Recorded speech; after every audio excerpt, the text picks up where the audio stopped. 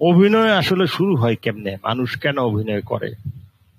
মানুষ তো অভিনয় না করলেও পারতো, অভিনয় করতেই হবে এমন কে তারে এসে ধরছে যে বেটা অভিনয় তোরে করতেই হবে?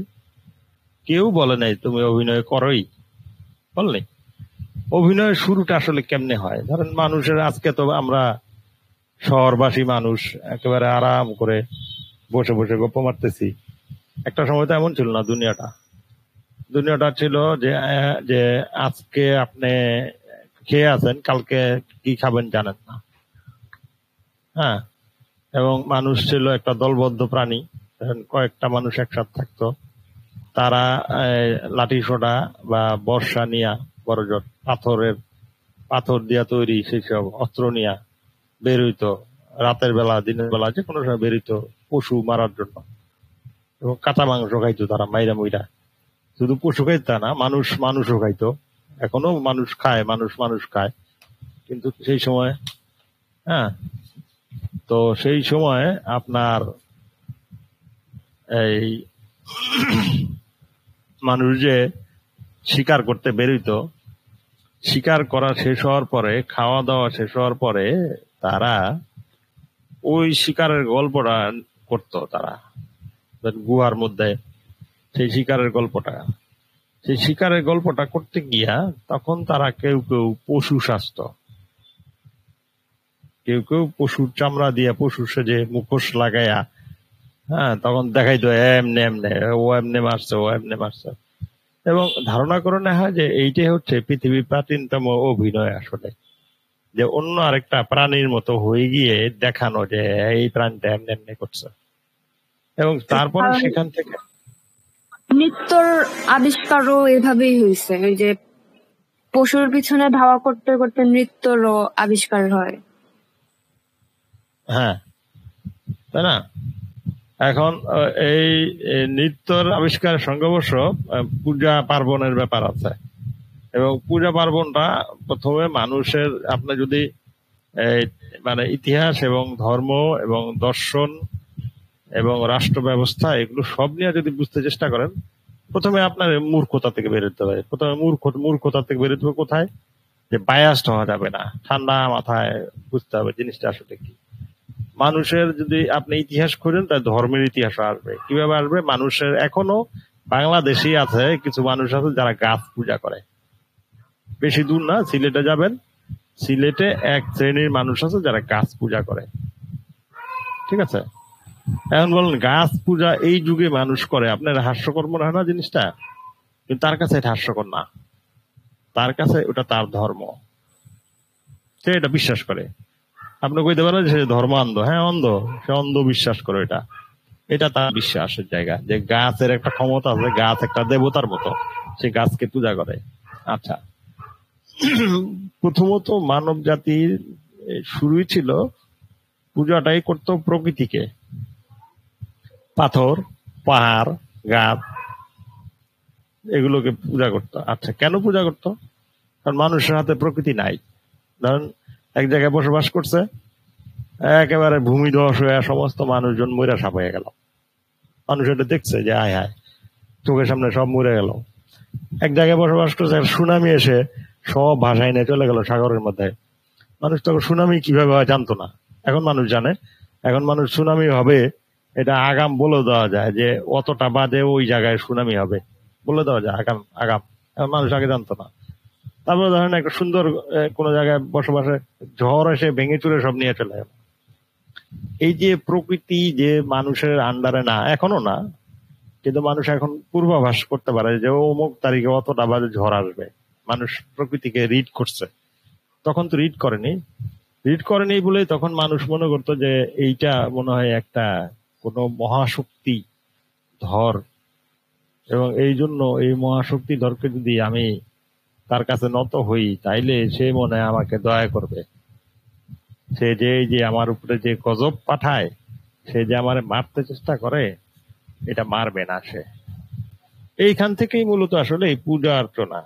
তো প্রথমে মানুষ পূজা, দেখবেন আপনি যখন 300 সিনেমাটা দেখবেন যে ওখানে একটা টোটেম বলে একটা জিনিস আছে। টোটেম অনেকগুলি পাথর, ওখানে দাগ কাটা আছে, এখনো দেখবেন যে কোন কোন পাহাড়ি জাতির মধ্যে দেখবেন টোটেম পূজা করা হয়।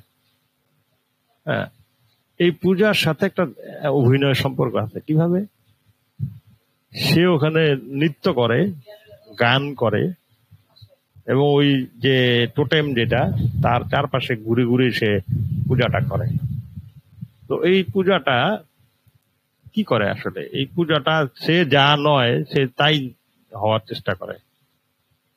এবং এখান থেকে প্রাচীন মিশরে যখন ফসল কাটা হইতো, পৃথিবীর সমস্ত উৎসবের সাথে ফসলের সম্পর্ক আছে। সমস্ত উৎসবগুলো হয়েছে কখন? যখন ফসল কাটা হয়েছে তখন মানুষ উৎসব করতো। কেন? মানুষের সবচেয়ে গুরুত্বপূর্ণ ঘটনা ছিল ফসল কাটা, মানে খাদ্যের সংস্থান। এবং কৃষি ব্যবস্থা যখন হইলো তখন মানুষ সবচেয়ে আনন্দিত হইতো যখন ফসল কাটা হইতো। আমাদের দেশে যেমন নবান্ন উৎসব আছে, এখন হয় না, এখন এগুলো মানুষ গণা ধরে না, কারণ মানুষ এখন ওই তখন তখন তো ফসল মানে রাখাও সমস্যা ছিল। এখন তো ফসল সরকারি গোডাউনে থাকে, আপনি পয়সা দিয়ে কিনে আনেন, টেরও পান না, কিছু হইলে সরকারের 2 টাকা দিয়ে দিবেন। একটা সময় তো মানুষ ফসল তার নিজের গোলা রাখতে হইতো, তাই না? এবং নিজের গোলা শেষ হয়ে গেলে মানুষ বিপদে পড়ে যেত, এমন সময় ছিল। তো ওই সময়ে যাতে ফসল যেন হয় এবং ফসল যেন বেশি হয়, তার জন্য ডায়ানাসিস নামে এক দেবতার পূজা করতো ওরা, মিশরীয়রা। এবং এই দেবতা কিন্তু শুধু মিশরে না, পৃথিবীর প্রায় সব জায়গায় ওই সময়টায়, তার আজকে থেকে 4 বা 5,000 বছর আগে, ওই সময়টা সারা পৃথিবীর মানুষ এরকম ছিল, মানে এই দেবতার পূজা করত। তার আগে ছিল হইলো মানুষ মানে প্রকৃতি পূজা। এই দেবতার আইডিয়াটা আসছে কোত্থেকে? আইডিয়াটা আসছে যে তারা কল্পনা করে নিয়েছে যে নিশ্চয়ই এইরকম কিছু একটা হবে, মানে কোনো একটা কিছু হবে। এই কল্পনাগুলো, এটা কিন্তু একেবারে কল্পিত জিনিস। এবং তারপরে ওখান পূজা থেকে এই শুরু হইলো, দেবতার গল্প বলা শুরু হইলো। মানুষ কিন্তু মানুষের গল্প প্রথম বলেনি। সব দেখবেন প্রাচীন যত সাহিত্য পড়বেন, সাহিত্যের মধ্যে সবগুলি গল্পই দেখবেন যে দেবতার গল্প, মানে দেবদেবীর গল্প, ঈশ্বরের গল্প। হ্যাঁ, আমাদের মহাভারত পড়েন, রামায়ণ পড়েন, বা ইলিয়ড ওডিসি পড়েন, দেখবেন যে গল্পের মধ্যে মহাকাব্য যেগুলো আছে সবগুলি মহাকাব্যের মধ্যে দেখবেন যে ঈশ্বর বা দেবতা ঢুকে পড়ছে। হ্যাঁ, গ্রিকদের যেমন জিউস দেবতাদের প্রধান ছিল, অসংখ্য দেবদেবী ছিল তার। সবগুলি নাম আমি বলতে পারবো না, আপনারাও পারবেন না আমার ধারণা। কিন্তু সেই ধর্মটাই তো বিলুপ্ত হয়ে গেছে, এখন পৃথিবীতে নাই কোথাও। ওই জিউসের পূজা কেউ করে এখন? কেউ করে না। ডায়োনাইসিসের পূজা কেউ করে না, কেউ করে না।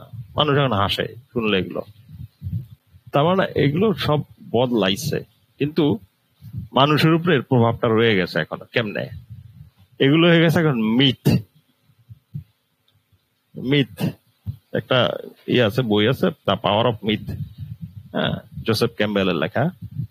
ওই বইটা যদি পড়েন তাহলে দেখবেন যে এটার পাওয়ার কি, ক্ষমতাটা কি, মিথের যে ক্ষমতা। এখন আপনি যত চিন্তা করেন, সব চিন্তার উপরে এই মিথগুলি প্রভাবিত করে আপনাকে, যদিও এগুলো নাই কিন্তু প্রভাবিত করে। এখন ওইখানে কি হইতো? ওইখানে যেটা হইতো যে ওইখানে দেবতার গল্পটা বলা হইতো। একজন অভিনেতা, একজন লোক দাঁড়াইতো এবং সে মুখে মুখে বলতো যে এই ঘটনা হয়েছে, তারপরে দেবতা কেন রাগ করলো, তারপরে কেমনে পুজো দেওয়া হইলো। তারপরে এখন একটা শ্রেণী হইলো যারা পুরোহিত শ্রেণী দাঁড়াইলো। পুরোহিত শ্রেণীর লোকজনের কাজ কি কাজ হইলো? দেবতার গুণগান করা এবং মানুষকে ভয় দেখানো, যদি তুমি দেবতার পূজা না দাও তাহলে তোমার কিন্তু উপরে গজব নাজিল হয়ে যাবো। কেন এটা তারা করতেছে এই জন্য, ওটা তার পেশা। মানুষ যদি তার ওখানে না যায় তাহলে তাকে তো দান ধ্যান করবে না, আর দান ধ্যান না করলে সে চলবে কেমনে? সে তো নিজে কৃষি কাজ করে না, সে পশু শিকারও করে না, কৃষি কাজও করে না। তাহলে তার উপায় হইলো যে সে এইটা যে কোনো ভাবে হইলো করতে হইব, মানে পয়সা উপার্জন করতে হইব। এই জন্য সে ওই গপ্পটা বানায়। এখন এই গপ্পটা যে বানাইছে, সে গপ্পটা বলতে বলতে তাদের মনে হইলো যে এই যে মুখে মুখে বলতেছি, এটা দরকার কি, আমরা যদি একটা চরিত্র ধারণ করি এবং ওইভাবে গল্পটা বলি তাহলে তো মানুষ শুনবে আর ভালো। আচ্ছা, এটা গেল। তারপরে তারা চরিত্র ধারণ করলো, তার মানে অভিনয় শুরু হইলো। তারপরে তাদের কাছে মনে হলো যে আমাকে তো মানে আমি এত ছোট, এত সিম্পল, আমার গল্প তো কেউ শুনে না। তখন তারা মুখোশ ধারণ করলো, বড় বড় মুখোশ লাগাইলো, এবং মুখোশ ধারণ করে তখন চেহারাটা বানাইলো ওই দেবতার মতো, দেবতার মূর্তি যেমন ওই রকম মুখোশ তার লাগাইলো, মানুষ যাতে বিশ্বাস করে সেই দেবতা। হ্যাঁ, এবং দেখবেন যে ভারতে যদি আপনি যান, দেখবেন যে ভারতে যারা অভিনয় করে এই দেবতা চরিত্রে, মানুষ ওদের পায়ে পড়ে, ধর্মীয় বিশ্বাস তার তার এরকম, ঠিক না? তো এইটাই বিষয়। ওইটা থেকে শুরু হইলো মানুষের গল্প বলা, অভিনয় করে করে বলা, এবং এইখান থেকে মিশর থেকে তারপরে এটা গ্রিকে গেল, গ্রিক থেকে ইউরোপে ছড়ালো, আপনার এইদিকে আমাদের এইদিকে ভারতবর্ষ, ওইদিকে জাপান, ওইদিকে চীন, এই সমস্ত অঞ্চল। এবং আপনি যদি এখন আমেরিকার ইতিহাস ঘাটেন, দেখবেন মায়ান সভ্যতা, এই পুরনো সবগুলি সভ্যতার মধ্যে এই জিনিসটা ছিল। এবং যখন খ্রিস্ট ধর্ম পৃথিবীতে ছড়ায় গেল ইউরোপে, তখন পাদ্রীরা কি করতো, পাদ্রীরা এই খ্রিস্টের যে কাহিনীটা, সেই কাহিনীটা এই গির্জায় গির্জায় অভিনয় করে দেখাইতো, যে খ্রিস্ট কিভাবে মারা গেল, হ্যাঁ, তাকে কিভাবে ক্রুশে বিদ্ধ করে মারা হইলো, এই কাহিনীটা করুণ করে মানুষকে দেখাইতো, ঠিক না? এবং এই খ্রিস্টের উপরে সবচেয়ে বেশি সিনেমা হয়েছে মনে হয়, সম্ভবত যীশু খ্রিস্টের জীবনের উপরে সবচেয়ে বেশি সিনেমা তৈরি হয়েছে। তো বিষয়টা হলো, মানে আমি যেটা বলতে চাচ্ছি, যে এই যে অভিনয় জিনিসটা আমাদের মধ্যে তৈরি হয়েছে, যে অন্য চরিত্র ধারণ করা, অভিনয়ের মূল জিনিসটা এইটাই। এবং এইটা তৈরি হয়ে আসছে এই ইতিহাসের পথ ধরে তৈরি হয়ে আসছে, এটা এমনি এমনি হয় নাই। এবং এই অভিনয়টা এক সময় ঢুকলো কোথায়? গির্জায়। সেই গির্জার অভিনয়টা, সেই যে বিভিন্ন জিনিসগুলো বা মন্দিরে মন্দিরে যে অভিনয়গুলি হইতো, সেই অভিনয়গুলি এক সময় মানুষের এই মন্দির থেকে, গির্জা থেকে এগুলো চলে আসলো সাধারণ মানুষের মধ্যে। তারা বিভিন্ন জায়গায়, উঁচু জায়গাতে বিভিন্ন জায়গায় অভিনয় করে দেখাইতো, যেখান থেকে পালা তৈরি হলো, যাত্রা পালা। হ্যাঁ, এই যে প্রসিনিয়াম থিয়েটার, এই থিয়েটার গুলি তৈরি হলো কোথায়? যে কোনো জায়গায় একটা বড় বট গাছ আছে, বট গাছের গোড়ার মধ্যে খাড়াইয়া অভিনেতারা অভিনয় করলো, এরকম। রামের কাহিনী, রামের কাহিনী পৃথিবীতে মনে হয় সর্বাধিক অভিনীত কাহিনী। হ্যাঁ, রাম সীতা, অথবা আপনার হলো কি ওই যে কি রাধা কৃষ্ণের কাহিনী, অথবা ধরেন বেহুলার কাহিনী, এগুলো সর্বাধিক অভিনীত কাহিনী বলা যাবে। যাত্রা পালা হাজার হাজার বছর ধরে এগুলো কাহিনী মানুষ দেখছে। তার মানে তখন এটা মানুষের কাছে চলে আসলো, এবং মানুষের কাছে চলে আসার পালা যখন তৈরি হলো, তখন সেটা মঞ্চ অভিনয়ের সবচেয়ে বড় সুবিধা হইলো যে আপনি দর্শকের সামনে দাঁড়ায় আছেন, এবং মঞ্চ অভিনেতা যারা করে, অভিনয় যারা করে, তারা হইলো যে তাদের সবচেয়ে বড় সুবিধা হলো দর্শকের মানসিকতা বুঝে সে অভিনয়টা বদলাইতে পারে। এবং এখানে উনি যে কথাটা শুরু করছে, মঞ্চ অভিনয়ের মস্ত বড় অসুবিধা এই যে দর্শক ও অভিনেতার মধ্যে যে দূরত্ব, সেটা পরিবর্তনের নয়, বরং স্থির। মানে আপনি যদি মঞ্চে দাঁড়ায় থাকেন, মঞ্চ এবং দর্শকের দূরত্ব স্থির, বদলাবে না। কেন এই কথা বলতেছে কিছুক্ষণ পরে বুঝবো। প্রয়োজন হলে অভিনেতা পারেন না দর্শকের শারীরিকভাবে অন্তরঙ্গতা পেতে, একেবারে নিকটতম হতে, কিন্তু প্রত্যেক অভিনয়েরই অভিনেতার অঙ্গভঙ্গি, উচ্চারণ এমন হওয়া প্রয়োজন যাতে পিছনের শেষ দর্শকটি পর্যন্ত তা অনায়াসে পৌঁছাতে পারে। অভিনেতাকে তাই বাধ্য হয়ে স্বাভাবিকতাকে ভেঙে কৃত্রিমতার সাহায্য নিতে হয়। কানে কানে বলার যে কথা, তার গোপনতাটুকু সভাময় বিস্তারিত করার জন্য অভিনেতাকে কানের কাছে মুখ নিয়েও তার স্বরে উচ্চারণ করতে হয়, অথবা বিস্ময় প্রকাশের জন্য যে সামান্য ভ্রু তোলাও, তাও অনেক গুণ বড় করে তাকে দেখাতে হয়। বহুকাল ধরে মঞ্চ তাই উচ্চারণ, অঙ্গভঙ্গি ইত্যাদি কয়েকটি বিশেষ রীতির জন্ম দিয়েছে। এরা অকারণে অথবা কারো খেয়ালে তৈরি হয়নি। ঠিক আছে? কোন বইয়ের পেজ? আমি তো হার্ড কপি পড়ছি, সফট কপি পড়ছি না। বই পেজ দেখবেন কেমনে? হ্যাঁ, তো এখন বিষয়টা হচ্ছে, তাহলে বিষয়টা কি দাঁড়ালো? বিষয়টা দাঁড়াইলো যে মঞ্চ অভিনেতার সমস্যাটা হলো যে সে ধরেন 1000 লোক যদি তার অভিনয় দেখতে আসে, তাহলে সবচেয়ে শেষে যেই অভিনেতা দাঁড়িয়ে আছে তাকেও তার বলা ডায়লগ গুলো শোনাতে হবে। এইটা হচ্ছে তার সমস্যা। হ্যাঁ, তাহলে সেক্ষেত্রে যে সে ফিস ফিস করে নায়িকার কানের কাছে নিয়ে যে একটা সংলাপ বলবে, এই সংলাপটাও এমন করে বলতে হবে যে ফিস ফিস করে বলা কথাটাও শেষ দর্শক যেন শুনতে পায়। ভীষণ কঠিন কাজ নিঃসন্দেহে। কিন্তু এইটা যখন চলচ্চিত্র চলে আসলো, এখন এখন এই জায়গাটা একটা কথা বলতেই হয়। বাংলাদেশে যখন দেখবেন যে বাংলাদেশের পুরনো সিনেমাগুলো দেখবেন যে অভিনেতারা চিৎকার করে করে কথা বলতেছে, সবাই চিল্লায় কথা কয়। কেন জানেন?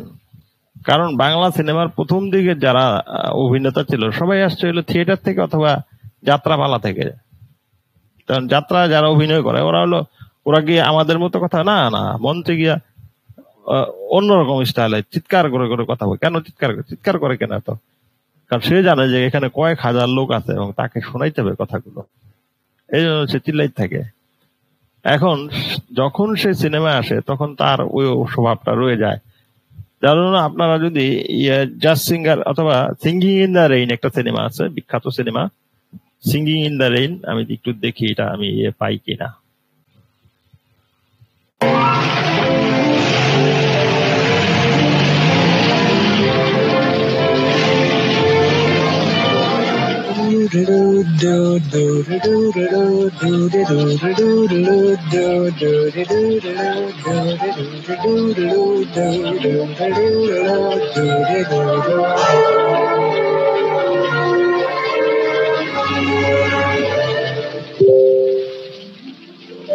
I'm singing in the rain, just singing in the rain.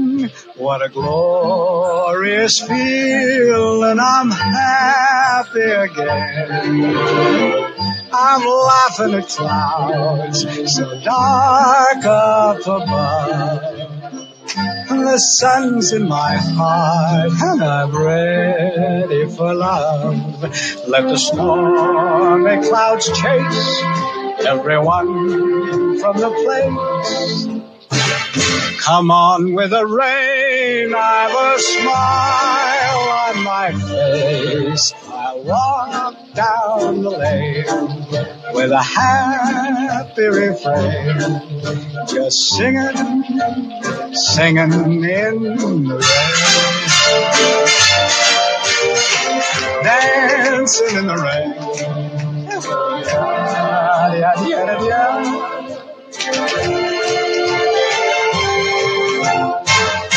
I'm happy again.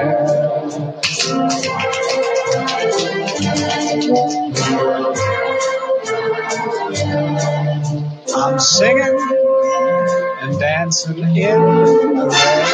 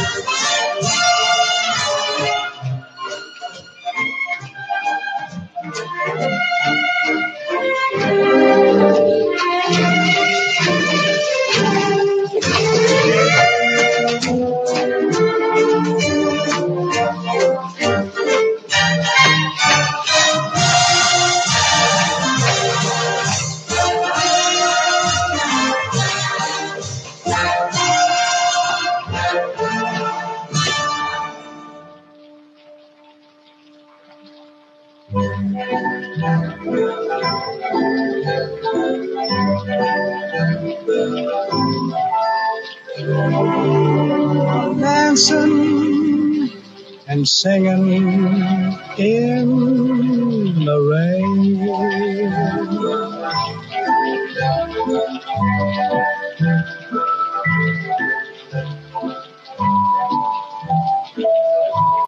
দেখেন যে কি অপূর্ব সুন্দর অভিনয়, মানে দুর্দান্ত অভিনয় কিন্তু। হ্যাঁ, তো যেটা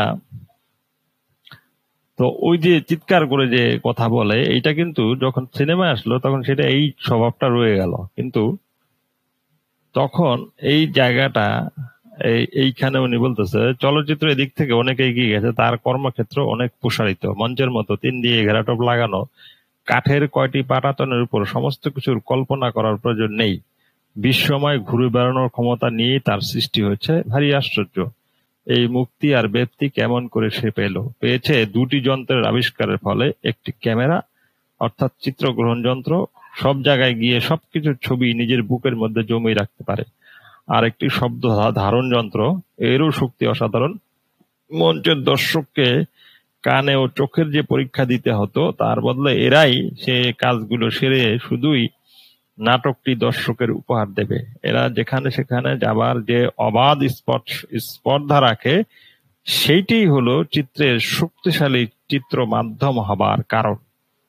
মুখ্য কথা হচ্ছে এইটা, যে আপনি ওই চিৎকার করে অভিনয় বা একটা মঞ্চের মধ্যে অভিনয় ওইটুকু আর থাকলো না, তাহলে কি দাঁড়ালো?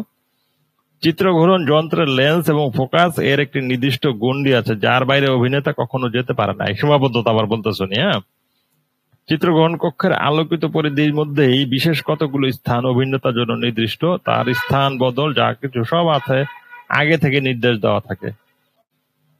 অনেক মহড়ার ভিতর দিয়ে এগুলোকে সম্পূর্ণ আয়ত্ত এনে তারপর চিত্রগ্রহণের সময় তিনি অভিনয় করেন। শব্দের বেলা তো ঠিক একই নিয়ম, অর্থাৎ তিনি কখন কটি শব্দ ব্যবহার করবেন তাও আগে ঠিক থাকে। মহড়াতে একটি পর্দা বা স্কেল ঠিক করে নিয়ে তিনি সংলাপ বলেন, অর্থাৎ ডাবিং করেন। বাচন স্তরের সমতা ও মহড়ার কথা তাকে শেষ পর্যন্ত মনে রাখতে হয়।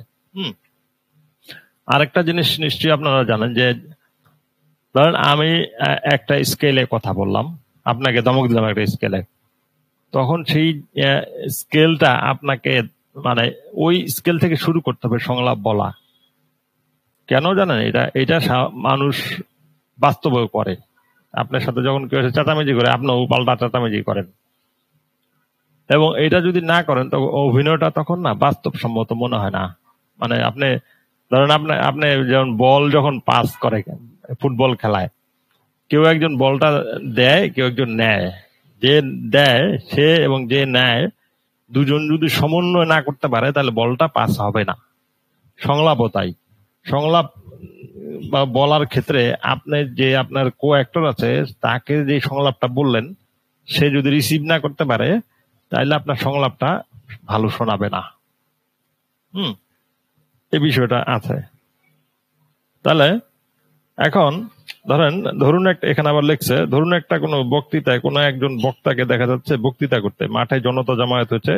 প্রথম গোটা দৃশ্যটাকে দেখিয়ে নেওয়া হলো, একটা মাস্টার শট নিল, তারপর শুধু বক্তাকে আমরা দেখলাম হাত নেড়ে নেড়ে বলে যাচ্ছেন, পরে দেখলাম জনতা উদ্বেল হয়ে উঠেছে বক্তৃতা শুনে, আবার বক্তাকে দেখা গেল হাত নামিয়ে চুপ করে আছেন। মিলিত কণ্ঠস্বরের উৎসাহ ধ্বনি তাকে স্পর্শ করেছে, তিনি সবার দিকে তাকিয়ে আছেন। প্রথম ও তৃতীয় শটটি নেওয়া খোলা মাঠে, বহুদিন পর হয়তো স্টুডিওর অভ্যন্তরে বাকি 2টি শট নেওয়া। একটা অসুবিধা, অভিনেতাকে এখানে কল্পনা করে নিতে হয় আগেকার সেই আনন্দের স্মৃতিটি, কানেও শুনতে হয় অসংখ্য জনতার উল্লাস, কিন্তু তিনি বাস্তবিক দেখবেন একটি আলো, একটি কর্মী এবং বন্ধ একটি ঘরে তিনি বক্তৃতা করছেন। মানে সিনেমা শুটিং এর যে সমস্যাটা, অভিনেতাকে অনেক কিছু কল্পনা করে। অথবা ধরেন যখন ক্লোজ আপ শট না হয়, ক্লোজ আপ শটে তখন কি সহ অভিনেতা থাকে না, দেখা যায় কোন একজন এডি দাঁড়ায় থাকে ওই জায়গায়, দাঁড়ায় হয়তোবা যেমন তেমন ভাবে ডায়লগটা দেয়। অথবা যেটা হয় যে বড় প্রোডাকশন গুলোতে যেটা হয় যে স্ক্রিপ্ট সুপারভাইজার যে থাকে উনি সঙ্গ দেয় ওই জায়গাটায় ডায়লগ দিয়ে। অথবা কোনো দৃশ্যে অভিনেতা উদ্বিগ্ন ভাবে কারোর জন্য একটি ঘরে অপেক্ষা করছেন, হঠাৎ বাইরে থেকে ভেসে এলো গাড়ি থামার শব্দ। তিনি উদগ্রীব হয়ে জানলা এলেন, মুখে হাসি দেখা গেল। তাড়াতাড়ি যেন বাইরের আগন্তুককে অভ্যর্থনা করার জন্যই ঘর থেকে বেরিয়ে গেলেন। ছবি তোলার সময় গাড়ির শব্দ হয়নি, বাইরে তিনি কিছুই দেখেননি। অর্থাৎ অভিনেতাকে সবকিছুই কল্পনা করে নিতে হয়েছে।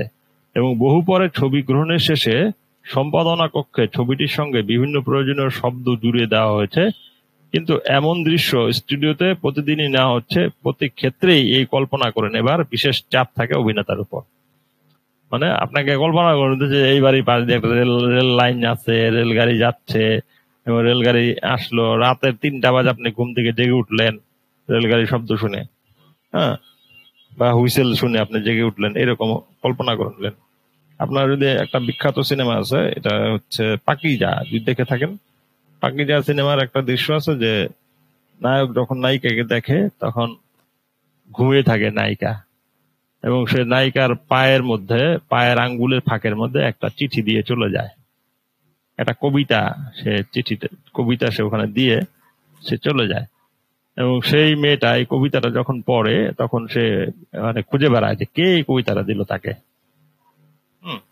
এবং ওইখানে একটা দৃশ্য আছে, যখন ওই ট্রেনটা আসে, তখন সে ঘর থেকে বেরিয়ে বারান্দায় আসে এবং দূরে ট্রেনের দিকে তাকিয়ে থাকে। কিন্তু আসলে কিন্তু ওই বাড়িটা ওই ট্রেন স্টেশনের সামনেই না। হ্যাঁ, আমি এটা পরে পড়েছি যে আসলে এটা একেবারে আলাদা সেটের ভিতরে করা, বোঝাও যায় সেটের ভিতরে করা। কিন্তু অভিনয়টা তো সুন্দর, মনে হয় যে হ্যাঁ সে মনে ট্রেনটা দেখতেছে, তাই না? তাহলে এই হচ্ছে মানে কতগুলি কৌশল ব্যবহার করতে হবে অভিনয়, চলচ্চিত্র অভিনয় করতে গেলে। আরেকটা কথা উনি বলছে যে অভিনয়ের ছবি গৃহীত হলেও অভিনেতার অভিনয় অসম্পূর্ণতা থাকলে সে অংশের ছবি আবারও তুলতে হবে।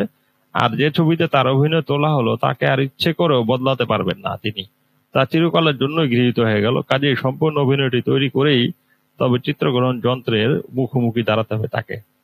মানে ধরুন কয়েকটা শট না হয়, নর্মালি যেটা হয় 3:1 বলে, মানে আমরা যখন শুটিং করি আমরা হিসাব করি যে 3টা শট নেব বড় জোর, একটা শট, এর বেশি নিব না। হ্যাঁ, এর বেশি নিলে আপনার হয়ে যাবে, মানে বাজেট সমস্যা হবে। আরেকটা হচ্ছে যে যারা ভালো ডিরেক্টর তারা কখনোই অতিরিক্ত শট নেয় না, মানে শুধু না, মানে সংখ্যায় না, মানে লেন্থ। আপনি ধরেন একটা শটের 30 সেকেন্ডের একটা শট, সে 30 সেকেন্ডই নিবে, তার থেকে 31 সেকেন্ড করবে না, 30 সেকেন্ড শটটা নিয়ে শেষ করবে। শুধুমাত্র এডিটিং এ কাটার জন্য যতটুকু আগে পিছে লাগে ততটুকু রাখবে, ওর বাইরে অতিরিক্ত কোনো সময়ই সে ওখানে দিবে না। ভালো ডিরেক্টররা, ভালো অ্যাক্টররা কেউই না, বা পুরা টিমই ওই আজেরা সময় নষ্ট করবে না। আজেরা সময়, বা আমার অভিজ্ঞতা হলো আমি প্রচুর মানুষের শুটিং সেটে গেছি, প্রচুর, মানে একটা দুইটা না। হ্যাঁ, আমার অভিজ্ঞতা হচ্ছে যে ডিরেক্টর যত পটা তার শুটিং তত মানে ক্রিয়েটিভ হয়। ক্রিয়েটিভ বলতে তার শুটিং এ সে আসলে জানেই না কি শুট করতে হবে, সে নানা রকম এক্সপেরিমেন্ট করতে থাকে এবং ওটা ভং ধরে সে অনেক বড় পণ্ডিত। আর যে যত প্রিসাইজ, মানে যে যত হোমওয়ার্ক করে আসে সে তত ঠান্ডা থাকে, সে ওই ঠিক নির্দিষ্ট শটটাই নিবে, ওই শটটা নিয়ে আর একটা শটও নিবে না, এবং ওর ছবিটাই ভালো হয়। যে একেবারে মানে হোমওয়ার্কটা ঠিক মতো করে আসে তার সিনেমাটাই ভালো হয়। এবং সেটা কিন্তু অভিনেতা একলা না, আপনার একটা ক্যারেক্টার তৈরি করতে হয় অভিনেতা, ডিরেক্টর এবং ক্যামেরাম্যান, 3জন মিলে। অভিনেতা একলা পারে না, আরেকজন আছে এডিটর। এডিটরের একটা ক্ষমতা হলো উনি যে কোনো শর্ট ফেলে দিতে পারে, এটা বাদ, এটা লাগবে না এই শর্টটা। দেখা গেল ওখানে সবচেয়ে ভালো অভিনয়টা হয়েছে কিন্তু ওটা ফেলে দিচ্ছে, এটা ওনার পাওয়ার আছে, এটা ইচ্ছা করলে পারে যে না ভাই গল্পে তো এটা লাগেই না, অথবা একটা পুরো গোটা দৃশ্যই ফেলে দিচ্ছে, ভাই এইটা তো গল্পে দেখেন আপনি, এটা এই দৃশ্যটা লাগানোর দরকারই নাই, ফেলে দেন এটা। অভিনেতার কাছে মনে হয়েছিল যে এই দৃশ্যটা দিয়ে আমি জাতীয় পুরস্কার পাই ফেলবো, ভাই ওটা নাই, হইতে পারে এটা। তো এখানে ছবিতে পরিচালকের নির্দেশ মতো চলতে ফিরতে হয় অভিনেতাকে, পরিচালকের ব্যাখ্যা তাকে গ্রহণ করতে হয়। সাধারণত তিনি জানবেন না অভিনয়ের কতটুকু অংশ শেষ পর্যন্ত ছবিতে থাকবে আর কতটুকু বাদ দেবেন সম্পাদক কাঠি চালিয়ে, যেটা মাত্র বললাম। অনেক অভিনেতা বলেন এখানে তিনি গোটা ছবির কাঁচামাল হিসেবে ব্যবহৃত হন পরিচালকের হাতে। একদম সত্য কথা, যারা ভালো পরিচালক তারা অভিনেতাকে একটা প্রপস মনে করেন। প্রপস কি? প্রপস হচ্ছে অভিনেতা হাতে দিয়ে জিনিসটা বহন করে। ধরেন একটা লাঠি অথবা একটা ছাতা, এই যে যেমন এখানে এই লোকটা ছাতা হাতে নিয়ে নাচলো, দ্যাট ইজ প্রপস। তো এই প্রপস আবার দুই ধরনের, একটা সেট প্রপস, একটা হচ্ছে আপনার মানে অ্যাক্টরস প্রপ বা অ্যাকশন প্রপস। হ্যাঁ, তো অ্যাকশন প্রপস যেগুলো থাকে, এই অনেক ডিরেক্টর বলে যে আমার অভিনেতা হচ্ছে লাইক প্রপস। সত্যজিৎ রায়ও বলতো যে আমার অ্যাক্টররা হচ্ছে লাইক প্রপস, আমি তাদেরকে গুরুত্ব দিই না। এবং বড় ডিরেক্টররা তাই করে, অভিনেতাকে গুরুত্ব দেয় না। কিন্তু কথাটা হচ্ছে উল্টো করে বলা যায় যে সে এবং অভিনেতা এবং ক্যামেরাম্যান তিনজন মিলে ক্যারেক্টারটা শেষ পর্যন্ত বানায়, এবং চারজন মিলে শেষ পর্যন্ত, ওই যে এডিটর সহ। আবার পরিচালক বহু ক্ষেত্রে সিম্বল বা দ্যোতক ব্যবহার করেন কাহিনীকে এগিয়ে নিয়ে যেতে। তার কাছে অভিনেতা ছাড়াও আরো উপাদান আছে, তাদের ব্যবহার ছবিটির পক্ষে অনেক ক্ষেত্রেই মূল্যবান। এগুলো অভিনেতার অভিনয়কে নানাভাবে প্রকাশ করতে সাহায্য করে। এই প্রয়োগ পদ্ধতি থেকে অভিনেতার অনেক কাজ কমে যায়, এটা তো স্বাভাবিক। কারণ সিনেমাতে অনেক কিছু দেখানো যায় এক্সট্রা, যেটা অভিনেতাকে হেল্প করে। অনেক কিছু এক্সট্রা থাকে, ধরেন একটা ছোট্ট শর্ট মাঝখানে ঢুকে, বা মন্তাজ যেটা হয়, যে ওই যে আমার আমার প্রিয় মন্তাজ যেটা বাংলা ছবিতে করে, যে বাসরঘর দেখাইতে গেলে দুইটা গোলাপ ফুল দেখায় দেয়। এখন ধরেন ওই যে দুইটা বাসরঘর দেখাইতে গেলে যে দুইটা গোলাপ ফুল দেখাই দিল, তাতে করে অভিনেতা সুবিধা হয়েছে না? অভিনেতার হলো পুরা এই বাসর ঘরের অভিনয়টা করা লাগতো, তার তো অভিনেতা করতে হইলো না, দুইটা গোলাপ ফুল দেখায় ছেড়ে ফেলো। তাহলে এই সুবিধাগুলি পরিচালক ইচ্ছা করলে তৈরি করতে পারে অভিনেতার জন্য। এবং অভিনেতার এখানে উনি আরো যেটা বলছে যে অভিনেতার কাজের অংশগুলো অর্থাৎ অভিনয়ের ছবিগুলো সম্পাদনা ঘরে চলে যায়, সম্পাদক ও পরিচালক পরামর্শ করে কিছু বাদ দিয়ে কিছু রেখে, অর্থাৎ কোন অংশ ভালো হয়েছে, কোন অংশ থাকবে থাকবে না ইত্যাদি ঠিক করেন। তবে অভিনয়ের মান অনেকখানি নির্ভর করে তাদের উপরে। কাজেই দেখা যায় সম্পাদনা কক্ষেই অভিনয়ের আরো একটি জন্ম হয়। যদিও অভিনেতার কাজ স্টুডিওতে আরম্ভ ও শেষ, এতে সম্পাদকের বিচার ও পরিচালকের বিবেচনার উপর নির্ভর করে সবকিছু শেষ পর্যন্ত। ঠিক আছে? এইটা ধরেন যখন শুটিং হওয়ার সময় ধরেন টেক 1, টেক 2, টেক 3, অথবা যদি বড় বাজেটের কাজ হয় তাহলে 1:5 শুটিং হয়। সিনেমার ক্ষেত্রে 1:5, টেলিভিশনের ক্ষেত্রে 1:3। তো সিনেমার ক্ষেত্রে 1:5 যে শুট হচ্ছে, নর্মালি যেটা হয় যে 5 নাম্বার শটটাই সবচেয়ে সেরা হয়। নর্মালি ধরে নেওয়া হয় যে সর্বশেষ শটটাই মানে চূড়ান্ত ভালো শট হয়েছে। কিন্তু যেটা হয় যে না, ওটা নাও হইতে পারে। এডিটিং টেবিলে গিয়ে বসে দেখা গেল যে না, দ্বিতীয় শটটাই সবচেয়ে ভালো হয়েছে। আসলে পরে বোঝা গেল, পরে সুন্দর করে দেখে বোঝা গেল যে না, দ্বিতীয় শটটাই ভালো। তার ক্ষেত্রে সেক্ষেত্রে কি 5 নাম্বার শটটা জোড়া দেবে না, দ্বিতীয় শটটাই জোড়া দেওয়া হবে। এডিটর এবং ডিরেক্টর দুজনের মনে হলো দ্বিতীয় শটটা, কিন্তু অভিনেতার মনে হইতে পারে যে 5 নাম্বার শটটাই সেরা ছিল রে ভাই। এক্ষেত্রে কার ডিসিশন চূড়ান্ত? ডিরেক্টর। সব ক্ষেত্রেই চূড়ান্ত হবে ডিরেক্টরের ডিসিশনে। তাহলে সম্পাদনার বিভিন্ন কৌশল জানা যেমন পরিচালকের দরকার, তেমনি অভিনেতারও প্রয়োজন। অভিনয় ছাড়া ক্যামেরা লেন্স, আলো, তাৎপর্য, সম্পাদনা, পরিচালনা ইত্যাদি ভালো করে শেখায়, যাতে তিনি সক্রিয়ভাবে সকল কাজে নিজের অভিনয় ক্ষমতাকে ভালোভাবে ব্যবহার করতে পারেন। আচ্ছা, এখানে একটা কথা, এইখানে থাকার কথা আছে জিনিসটা কন্টিনিউটি, যেটা এই জিনিসটা আপনার বুঝতে হবে। এখানে যেমন মঞ্চের ক্ষেত্রে আপনার টানা অভিনয় হয়, কিন্তু সিনেমায় তো সেটা হয় না। সিনেমায় একটা দৃশ্য হইলো, আবার 1 সপ্তাহ পর আবার শুটিং, বা 1 সপ্তাহ টানা শুটিং হইলো, আবার 20 দিন পরে আবার শিডিউল পাওয়া গেল। কিন্তু এমন হইতে পারে যে একটা দৃশ্য, আমার অভিজ্ঞতাই বলি, আমি যখন আমার গুরু মোর্শেদুল ইসলামের সঙ্গে দিনাজপুরে একটা সিনেমায় কাজ করি, তখন ওখানে একটা হোটেলের দৃশ্য ছিল।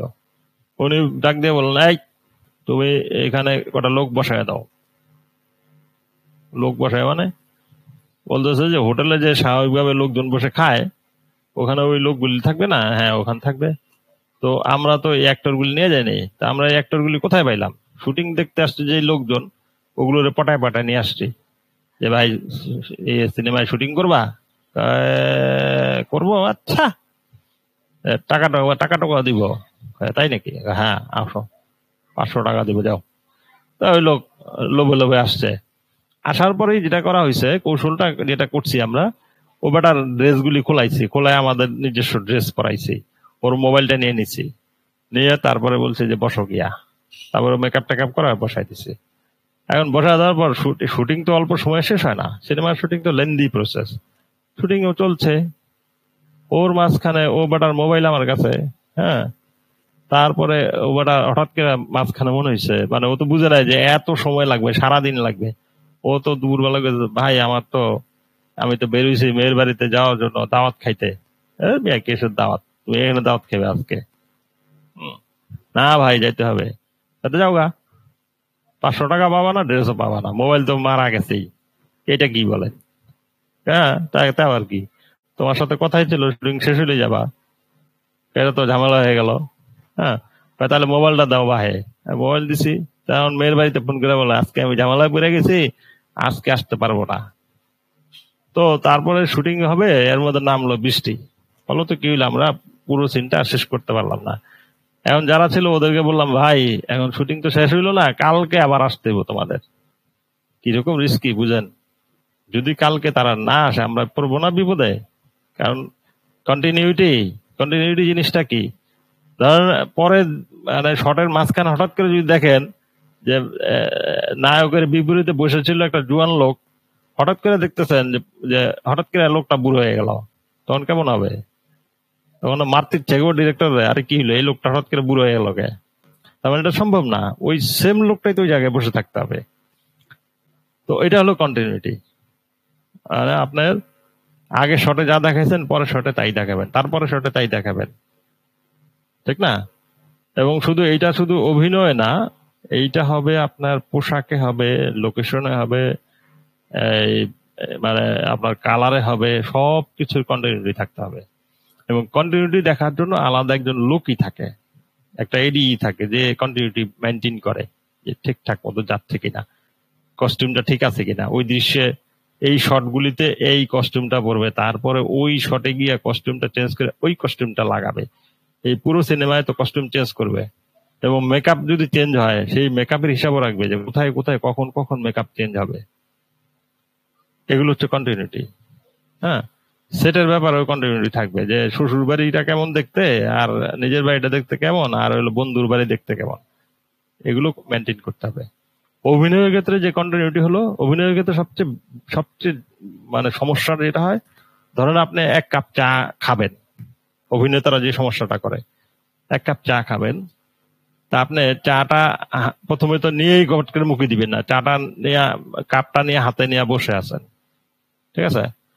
কাপটা নিলেন, ডিরেক্টরের মনে হলো যে এখানে কাটবো, কাপটা হাতে নিল, কাটটু, আমরা লং শট থেকে চলে যাব মিড শটে, ঠিক আছে? তার মানে কাটবে কোথায়? এডিটর কাটবে হইলো যখন কাপটা হাতে নেওয়া হইলো, শেষ, কাট। আচ্ছা, পরে শটে শুরু হবে কোত্থেকে? কাপটা তার হাতে, তাই না? এখন পরে শট শুরু হলো, দেখ কাপ হাতে নাই, তাহলে কি হবে? মানুষ মারবে এসে যে ফাইজলামি করো, তুমি সিনেমা বানাও, তাহলে হবে না। তাহলে সেক্ষেত্রে প্রথম শটে আপনি পুরো অ্যাকশনটাই তুলবেন, কাপটা নিয়ে এসে মুখে দিল, ওই পর্যন্ত পুরোটা অ্যাকশনটাই তুলে রাখবেন। পরের শটও আবার আগের থেকে শুরু করবেন, যে কাপটা হাতে নাও এবং ওখানে ওই যেভাবে অভিনয় করছো সেম জিনিসটাই তুমি করো, শুধু ক্যামেরা অ্যাঙ্গেল এবং ক্যামেরা লেন্সটা চেঞ্জ হয়ে গেছে। তখন আপনি যে কোনো জায়গায় কাটতে পারবেন, তখন কন্টিনিউটিটা নষ্ট হবে না। কিন্তু আপনি যদি কন যে কাট, ওইখানে ওইটুক জায়গায় একদম জায়গা মতোই আমি শুটিং ক্যামেরা বন্ধ করে দিছি, আবার ওখানে কিন্তু জায়গা মতোই ক্যামেরা বন্ধ করে দিচ্ছি, দুইটা মিলবে গিয়া? না, মিলাইতে পারবে না, পৃথিবীর কোনো এডিটর ওটা মিলাইতে পারবে না। কারণ এক্স্যাক্টলি কোন জায়গায় অভিনয়টা ম্যাচ করছে ওটা বের করতে হবে এডিটিং টেবিলে বসে। এবং অভিনেতা যদি না বুঝে, মানে সিনেমার অ্যাক্টররা এটা বুঝে যে কাপটা কতটুকু উঠাইছি আগের দৃশ্যে, ওটা তার মনে থাকবে। পরের দৃশ্য যখন ডিরেক্টর বলবে যে আবার শটটা নেই, তখন সে ওইটুকুই কাপটা তুলবে, কখনোই উপর নিচ করবে না। উপর নিচ করলেই পরের শটের সাথে আগের শটের অ্যাকশনটা মিলবে না, মানে অ্যাকশন কন্টিনিউটি যেটা, সেটা মিলবে না। তখন আগের শটে কাপটা মুখের বেশি কাছে গেছিল, পরের শটে কাপটা পেটের কাছে বেশি আছে, কাপ হাতেই আছে কিন্তু এক শটে কাপটা আছে মুখের অনেক কাছে, আরেক শটে কাপটা আছে একদম পেটের কাছে, তাহলে এই দুইটা শট লাগাইলে কেমন হবে? এটা জার্ক করবে না? যার কি হলো, এটা কাপটা হঠাৎ করে লাফদা নিচে চলে গেল কেন? মানুষ বলবে না? এইটা হচ্ছে কন্টিনিউটি।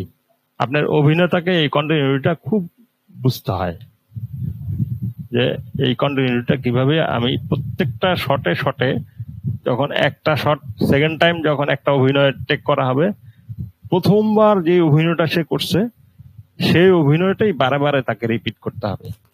কোথাও সে বদলাতে পারবে না যে না পরেরটা একটু বদলাই দিই। স্পেশালি যখন ডিরেক্টর বলতেছে কাট, ওই সময়ে যদি কোনো অ্যাকশনের মাঝখানে কাটে, তার মানে হচ্ছে সে এডিটিং যে কাটিং পয়েন্টটা সেটা দেখা যাতে না যায়, এই জন্য সে ওই জায়গাটা কাটতেছে, মানে অ্যাকশনের মাঝখানে কাটতেছে, ম্যাচ কাট করবে। তাহলে সেই ম্যাচ কাটের বাকি অ্যাকশনের বাকি অংশ অ্যাকশনটা রয়ে গেছে পরের শটে। তাহলে সেক্ষেত্রে ডিরেক্টর বা অ্যাক্টর দুজনকেই বুঝতে হবে যে আমার পুরো অ্যাকশনটা এখানে শেষ করার পর ডিরেক্টর বলবে কাট, আবার পরে শট যখন শুরু হবে তখন আবার অ্যাকশনটা শুরুর দিকে চলে যাবে, এবং শুরুর দিকে সে চলে এসে পুরো অ্যাকশনটা আবার টেক করতে হবে। দুজনকে বুঝতে হবে এটা, তখন অভিনয়টা পারফেক্ট হবে, তখন কোনো ঝামেলা হবে না, তখন এডিটিং টেবিলে আরাম মতো কাটা যাবে। মোটামুটি হচ্ছে বিষয়। তাহলে শেষ করি। আমাদের এই প্রবন্ধ আসলে শেষ, আর বিশেষ কথা নাই এখানে।